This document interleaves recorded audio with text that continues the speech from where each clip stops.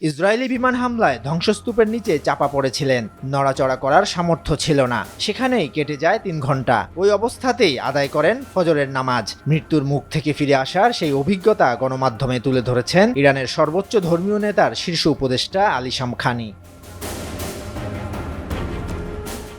গত ১৩ই জুন তাকে হত্যার দাবি করেছিল ইসরায়েল। এরপর ছড়ায় গুরুতর আহত হওয়ার গুজব। সব গুঞ্জন উড়িয়ে ইরানের সামরিক কমান্ডার ও বিজ্ঞানীদের গণজানাজায় অংশ নিতে জনসমক্ষে আসেন আয়াতুল্লাহ আলী খামেনির এই শীর্ষ উপদেষ্টা।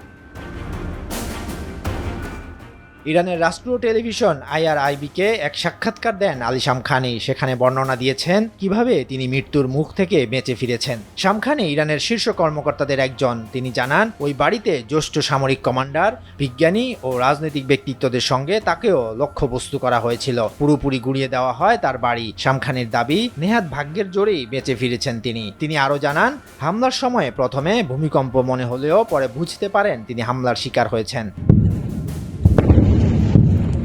একসময় ইরানের নৌবাহিনীর কমান্ডার হিসেবে দায়িত্ব পালন করেছেন শামখানি। এছাড়া প্রতিরক্ষা মন্ত্রণালয়ের দায়িত্ব পালন করেছেন তিনি। পরে সুপ্রিম ন্যাশনাল সিকিউরিটি কাউন্সিলের সেক্রেটারি নিযুক্ত হন। বর্তমানে খামেনির শীর্ষ উপদেষ্টার দায়িত্ব পালন করছেন। চলমান যুদ্ধাবস্থায় আলী শামখানির জীবিত থাকার খবর কেবল একটি গুজবের জবাব নয়, বরং এটি তথ্যযুদ্ধের মধ্যে সত্য প্রতিষ্ঠার দৃষ্টান্ত হয়ে উঠেছে। ইরান ইসরায়েল উত্তেজনার এই পর্যায়ে নেতাদের জীবিত থাকা বা মারা যাওয়ার তথ্য কৌশলগত দিক থেকে অত্যন্ত গুরুত্বপূর্ণ হিসেবে বিবেচিত হচ্ছে।